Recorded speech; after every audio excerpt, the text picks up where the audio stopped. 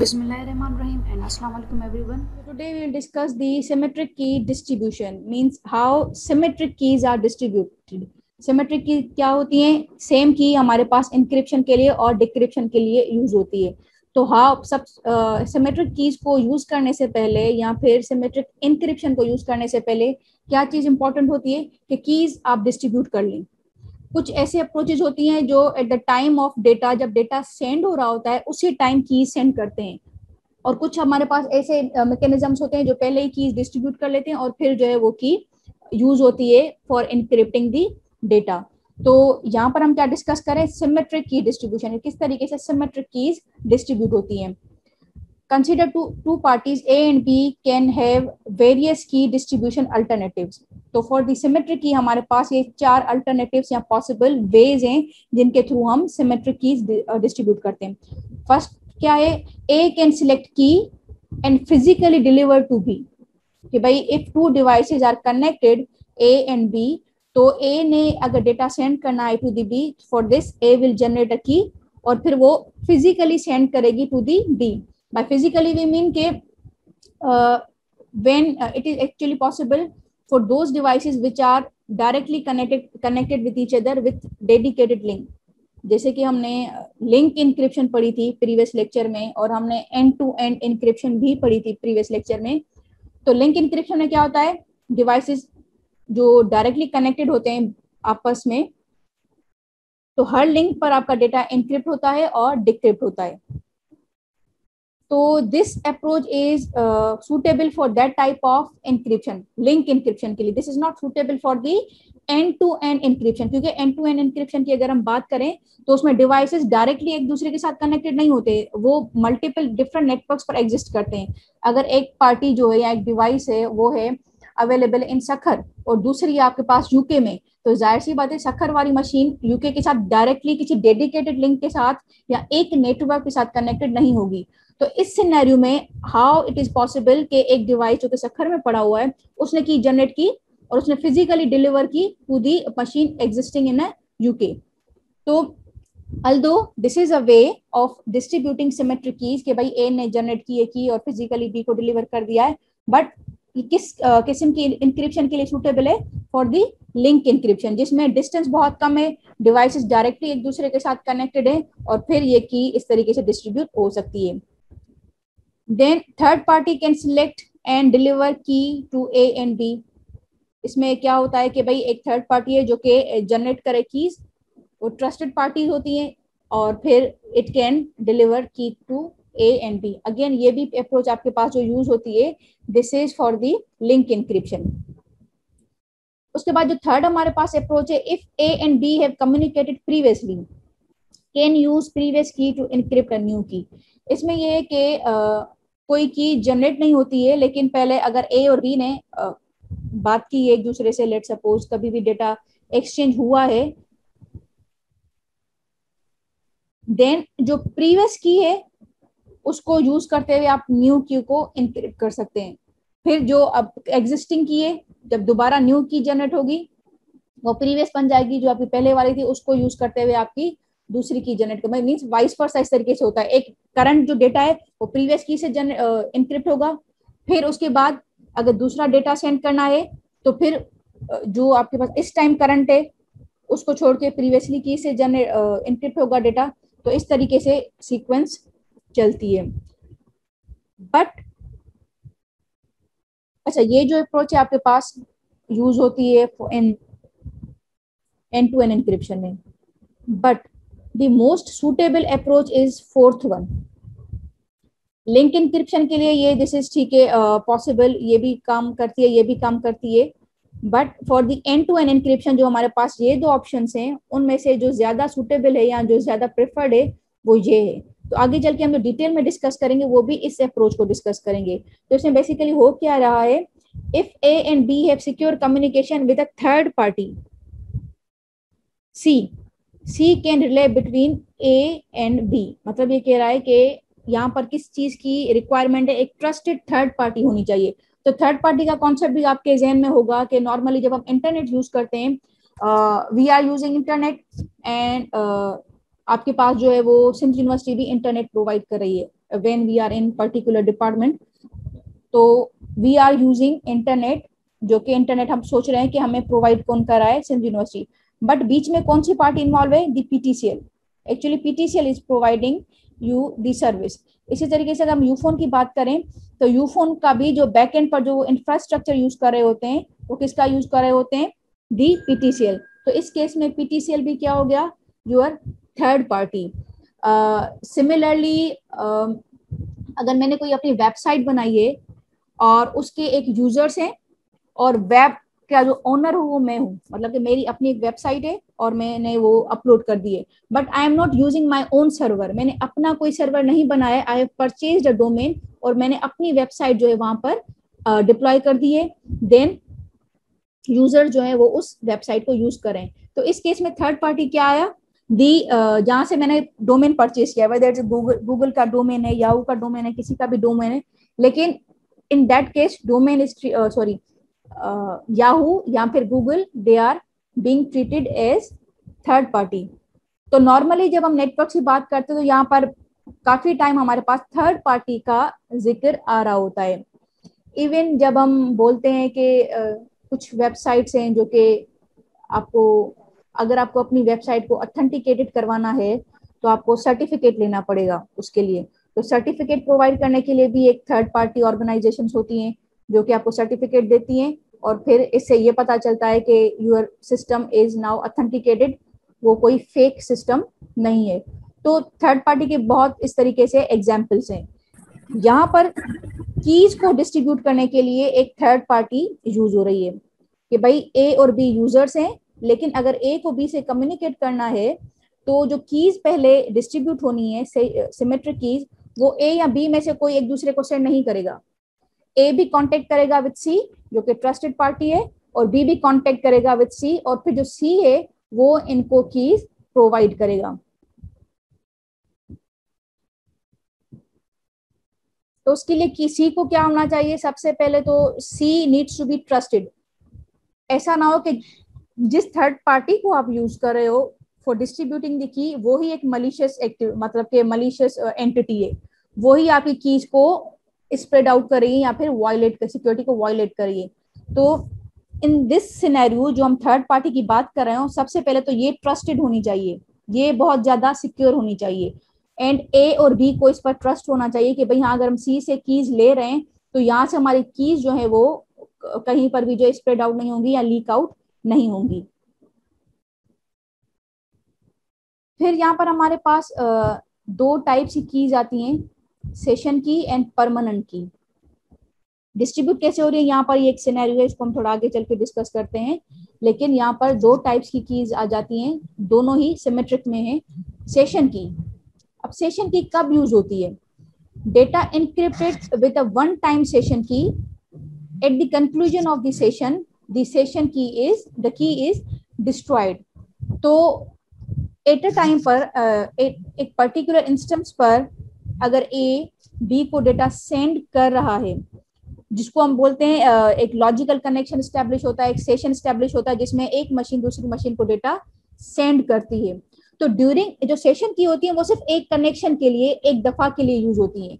एक दफा आपने एक डेटा सेंड कर दिया, पहले सेशन की जनरेट हुई, डिस्ट्रीब्यूट हुई, उस सेशन की को यूज करते हुए डेटा इनक्रिप्ट हुआ, रिसीवर तक पहुंचा, रिसीवर ने सेम की को यूज करते हुए डेटा को डिक्रिप्ट किया और फिर जैसे ही वो ट्रांसमिशन खत्म हो गई सेशन की भी खत्म हो जाती है. इसीलिए यहाँ पर क्या लिखा हुआ है, this is for the one time use. Session की जनरेट हुई, डेटा एक्सचेंज हुआ और सेशन की डिस्ट्रॉय हो जाती है, this is for one time use. फिर एक आपके पास की आती है परमानेंट की. ये क्या होती है, used between entities for purpose of the distributing session keys. के ये जो परमानेंट की होती है ये यूज होती है for the distributing session keys. यहाँ पर हम कह रहे हैं कि भाई सेशन की से एक चीज दोबारा से थोड़ा गौर से सुन ले, सेशन की के बारे में क्या लिखा हुआ है, data encrypted with one time. तो सेशन की किसको इनक्रिप्ट कर रही है, दी डेटा, ठीक है. और ये जो परमानेंट की है ये किसको इनक्रिप्ट कर रही है, दी सेशन की. तो आपने डेटा को प्रोटेक्ट किया विद दिस सेशन की और इस की को प्रोटेक्ट किया विद दी परमानेंट की। तो इस तरीके से आपका जो है ओवरऑल डेटा प्रोटेक्ट हो जाता है, डेटा भी हो गया और आपकी जो है वो की भी थोड़ी प्रोटेक्टेड रही। और यहाँ पर जो परमानेंट लिखा हुआ है, इट डजंट मीन कि फॉर द लाइफ टाइम की रिन्यू भी होती है फॉर द क्योंकि अगर आपने फॉर अ लाइफ टाइम किसी भी यूजर के साथ एक ही की एसोसिएट कर दी तो डेफिनेटली कभी ना कभी तो वो कॉम्प्रोमाइज हो जाएगी। तो भले यहाँ पर लिखा है permanent key, but still they are being renewed. फिर उसके लिए टाइम लिखा, टाइम पीरियड किस कहीं कहीं पर होता है कि भाई आफ्टर 2 days, आफ्टर 2 months और 3 months आपकी की जो है वो चेंज हो जाए, परमानेंट की जो है वो रिन्यू हो जाए। या फिर कहीं कहीं पर ये स्ट्रेटेजी होती है कि अगर एक ही की के साथ लेट सपोज 2 GB डेटा या 3 GB डेटा सेंड हो चुका है तो उसके बाद वो की रिन्यू हो जाए। भले यहाँ पर परमानेंट लिखा है बट स्टिल आप कीप इनटू योर माइंड कि ये फॉर लाइफ टाइम नहीं होती है।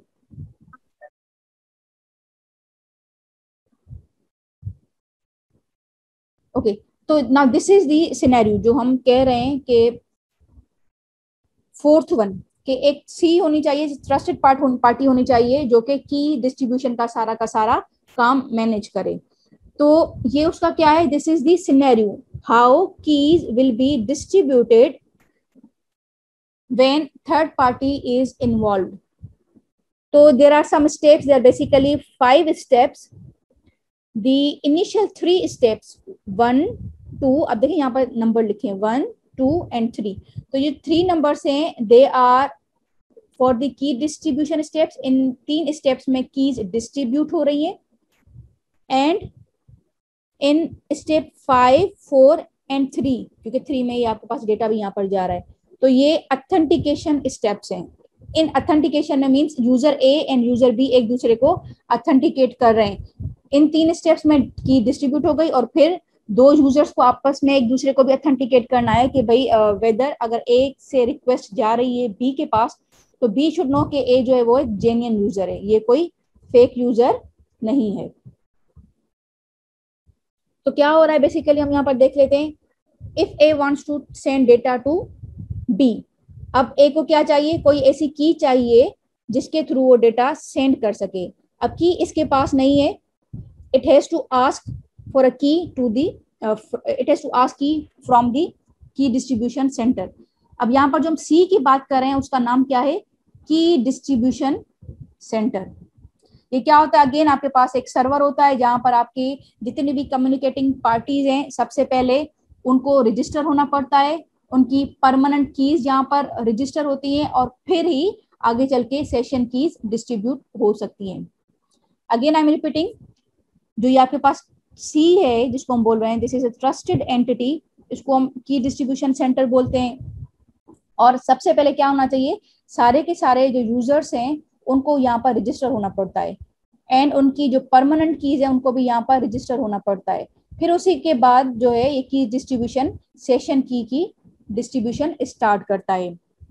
तो अब ए ने बी को डेटा सेंड करना है, ए को चाहिए सेशन की, उसके लिए क्या करेगा, A will send request to the KTC के पास इसने रिक्वेस्ट सेंड किए, रिक्वेस्ट गई और N1, तो N1 में क्या क्या होता है या बेसिकली इस कौन कौन सा डेटा जो है वो हम सेंड करते हैं, इन ए जो है सेंड करेगा केडीसी को, एक तो रिक्वेस्ट, दूसरी अपनी आईडी, तीसरी जो रिसीवर है जिसको डेटा सेंड करना है उसकी आईडी, और एक नॉन्स किसको बोलते हैं, ऐसी वैल्यू जो कि ये मेंशन करे या ये शो करे ये जो रिक्वेस्ट है ये फ्रेश है, ये प्रीवियस की रेप्लिकेशन नहीं है या कोई ओल्ड नहीं है।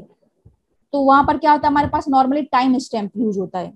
टाइम स्टैम्प आपको पता है एक टाइम काउंटर होता है जो डेटा की फ्रेशनेस के लिए हम यूज करते हैं और पता चलता है कि जो डेटा हमारे पास अभी रिसीव हुआ है वो ओल्ड नहीं है, वो करंट डेटा है। तो ए सेंड करता है रिक्वेस्ट, उसमें इसकी अपनी आईडी होती है, रिसीवर की आईडी होती है और नॉन्स होता है। केटीसी के बाद जब ये रिक्वेस्ट रिसीव हुई है तो उसने क्या किया है, यहाँ पर हम देखें वो ये सारा डेटा जो है सेंड करेगा टू दी ए। कौन कौन सा डेटा है ये, सबसे पहले हम यहाँ पर देखते हैं के एस स्टैंड फॉर सेशन की। तो इसने प्रोवाइड की है सेशन की आईडी ऑफ ए, सेशन की आईडी ऑफ ए, और ई स्टैंड्स फॉर एनक्रिप्शन। अब इसने ये जो दो चीजें हैं, सेशन की और आईडी ऑफ ए, इस दो डेटा को, इस दो वैल्यूज को इनक्रिप्ट किया है with the key of B. कौन सी की? परमानेंट की। परमानेंट की क्योंकि इसके पास अवेलेबल है। तो सबसे पहले इस की डिस्ट्रीब्यूशन सेंटर ने एक सेशन की जनरेट की है और उसके साथ इन्वॉल्व किया है आईडी ऑफ ए, और इस डेटा को इनक्रिप्ट कर दिया है विद द परमानेंट की ऑफ बी। एक ये चीज हो गई। दूसरी चीज आप देखेंगे कॉन्केटिनेशन की सिंबल है, इसके साथ कॉन्केटिनेट किया है नॉन्स जो कि रिसीव हुआ था यहाँ से, और रिक्वेस्ट ये एज इट इज, रिक्वेस्ट और नॉन्स वही सेम है, और सेशन की वही सेम सेशन की जो यहाँ पर है, वही सेम सेशन की यहाँ पर रखिए। और फिर इस पूरे पैकेट को, एक तो आप देखेंगे स्मॉल ब्रैकेट्स हैं, ठीक है, स्मॉल ब्रैकेट्स वाले डेटा को एनक्रिप्ट किया है विद द सेशन की ऑफ, सॉरी विद परमानेंट की ऑफ बी, और फिर इस पूरे के पूरे डेटा को एनक्रिप्ट किया है विद द परमानेंट की ऑफ ए। तो अब ये सारा डेटा ये सेंड करेगा टू दी ए। जैसे ही ए के पास ये डेटा आया है तो ए ने क्या किया कि ए ने, क्योंकि ए की परमानेंट की के साथ ये डेटा हुआ है एनक्रिप्ट, तो ए ने इसको डिक्रिप्ट किया अपनी परमानेंट की के साथ। डिक्रिप्ट करने के बाद इसके पास सेशन की आ गई, वही रिक्वेस्ट भी आ गई और नॉन्स भी आ गया। लेकिन ये जो डेटा जो कि बी के साथ एनक्रिप्टेड था, बी की परमानेंट की के साथ, ये अनरीडेबल होगा फॉर दी ए। ये ए नहीं समझ पाएगा क्योंकि this is encrypted with the key of B. तो कहने का मकसद ये है कि ये की डिस्ट्रीब्यूशन जो सेंटर है, ये बी की भी इसको क्यों सेंड कर रहा है बी के लिए? क्योंकि जाहिर सी बात है, जब डेटा एक सेशन की इसके पास तो आ गई, सेम की इसके पास भी होनी चाहिए, तभी आपका डेटा जो है वो एनक्रिप्ट यहाँ पे डिक्रिप्ट हो पाएगा। तो भले रिक्वेस्ट ए ने की है, but somehow there should be a way कि वही सेम की जो है वो बी के पास भी जाए। डेटा सेंड करना ए को है, ए ने रिक्वेस्ट सेंड की है टू दी केडीसी, केडीसी ने इसको की दे दी। अब यही सेम की बी के पास भी जानी है, लेकिन अब बी ने तो डायरेक्ट कांटेक्ट नहीं किया है, तो इसीलिए केडीसी ने क्या किया कि 2 दफा कीज को इनक्रिप्ट किया है। एक दफा इनक्रिप्ट किया है विद बी की परमानेंट की, और दूसरी दफा किया है ए की परमानेंट की के साथ।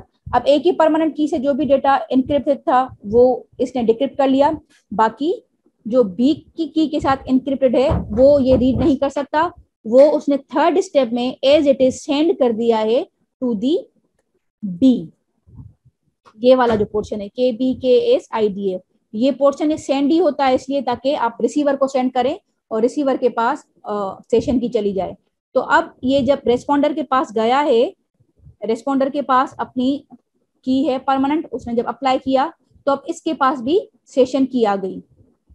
ए के पास यहाँ से सेशन की आई और बी के पास यहाँ से सेशन की आ गई, ठीक है, की आ गई। अब रेस्पॉन्डर को ये भी तो पता चले कि किस मशीन ने रिक्वेस्ट सेंड की है, किस यूजर ने रिक्वेस्ट की है, तो वो देखें आईडी भी यहाँ पर अवेलेबल है जो कि केडीसी ने इनक्रिप्ट करके भेजी थी कि भाई ये यूजर आपसे कम्युनिकेट करना चाह रहा है and this is the session की फॉर दैट करंट सेशन या फिर लॉजिकल कनेक्शन। अभी यहाँ पर ये पहुंच गया। फिर उसके बाद क्या होता है कि यहाँ तक कीज आ गई हैं, सेशन की ए के पास भी आ गई, सेशन की बी के पास भी आ गई, फाइन। नेटवर्क में कभी कभी ऐसा होता है कि आपके पास आईपी स्पूफिंग के अटैक्स होते हैं या फिर रीप्ले अटैक्स होते हैं। आईपी स्पूफिंग में क्या होता है कि यूजर जो है वो अपनी आईपी को चेंज करके है एक आईपी एड्रेस, लेकिन लॉजिकली यूजिंग सम लॉजिक या कोडिंग के थ्रू अपनी आईपी एड्रेस चेंज करके चेंज आईपी एड्रेस से रिक्वेस्ट सेंड करता है, या फिर फ्रॉम दी वायर या फिर मीडियम वो पर्टिकुलर पैकेट को कैप्चर करके फिर उस पैकेट को रीसेंड करता है टू दी रेस्पॉन्डर। अब रेस्पॉन्डर को ये तो देखना है कि ठीक है मेरे पास जो रिक्वेस्ट आई है वो वाकई में ए ने ही भेजी है या फिर ये प्रीवियस का रिप्ले है या आईपी स्पूफिंग है, तो इस चीज को भी हमें देखना होता है। तो उसके लिए क्या हो रहा है कि रेस्पॉन्डर ने दोबारा से नहीं, एक वैल्यू, कोई भी वैल्यू जो है वो सेंड की है टू दी दिस आईडी। अब अगर ये आईडी जो है ये किसके पास रेस्पॉन्स जाएगा, जो यहाँ पर आईडी एक्चुअल आईडी है, अटैकर की आईडी के पास नहीं जाएगा, क्योंकि अटैकर ने तो बीच में से डेटा कैप्चर करके वो सेंड किया है। या फिर यहाँ पर अगर स्पूफ भी किया हुआ है तो ये वाली रिक्वेस्ट किसके पास जाएगी, दी जो चेंज आईपी एड्रेस है एक्चुअल के पास नहीं जाएगी। और फिर अगर इस रेस्पॉन्डर ने रेस्पॉन्स, एक सेकेंड, इस चीज को मैं थोड़ा सा दोबारा से एक्सप्लेन करती हूँ ऑथेंटिकेशन वाले को। ये ऑथेंटिकेशन कैसे हो रही है कि सिर्फ ये चीज चेक करनी है कि जो रिक्वेस्ट है ये फेक है या नहीं है।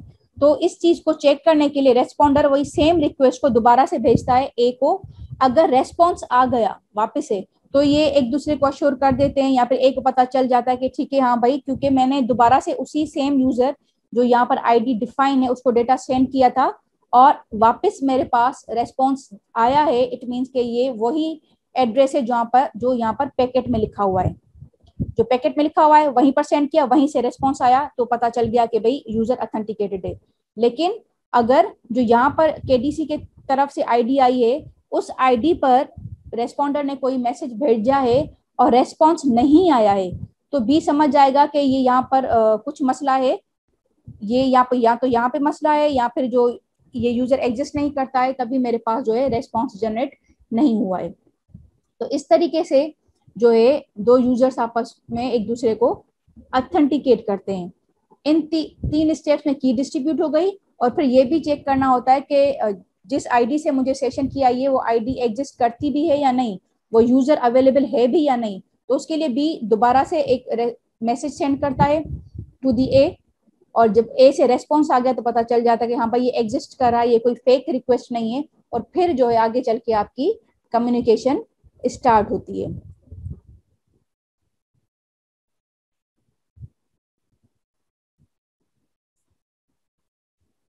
सो हायरार्की डिस्ट्रीब्यूशन सिनेरियो, वही चीज जो मैंने आपको वर्बली बताई है वही सारी चीजें यहाँ पर रिटन में लिखी हुई है। एक दफा मैं ये सारी चीजें पढ़ लेती हूँ कि स्टेप 1 में क्या हो रहा है, A issues a request to KDC for a session key, जैसे कि ए ने यहाँ पर रिक्वेस्ट सेंड की है।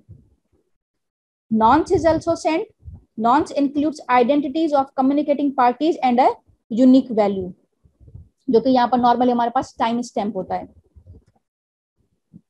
फिर ए के रेस्पॉन्स में केडीसी क्या करता है, KDC sends a response encrypted with A's secret key. It includes one-time session key, original request message, including nonce. वही कह रहा है कि भाई इसने encrypt किया है इस डेटा को using one-time session key, request, nonce, और message also includes KS and ID of A encrypted with KB intended for the B.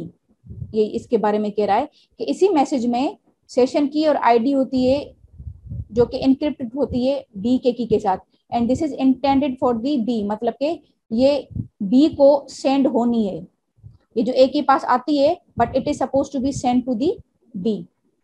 ठीक है, फिर थर्ड स्टेप में क्या होता है, A stores K S and forwards information for the B. Third step में A ने अपने पास सेशन की रखी, रिमेनिंग जो पार्ट था बी पार्ट बी के लिए वो बी को सेंड कर दिया। फोर्थ स्टेप में B sends nonce to A encrypted with session key, a response a response by performing some function on nonce like incrementing. The last two steps assure B that the message it receives was not replay. ठीक है, वही मैंने जो आपको बोला कि भाई replay text होते हैं आपके पास, प्रीवियस रिक्वेस्ट वापस से सेंड हो रही होती है, तो ये जो आपके पास स्टेप्स हो रहे हैं कि एक वैल्यू यहाँ पर जा रही है, दोबारा से उसी वैल्यू को इंक्रीमेंट करके बी के पास सेंड हो रही है, तो बी को ये पता चल रहा है कि ये कोई प्रीवियस रिक्वेस्ट नहीं है, रिप्ले नहीं है, बीच में से किसी ने कैप्चर करके नहीं सेंड किया है, तो ये सारी चीजें कंफर्म हो जाती हैं। So this was end of the lecture. अगर आपको कोई भी क्वेश्चन है तो you can ask the question in comment box. Thanks for watching.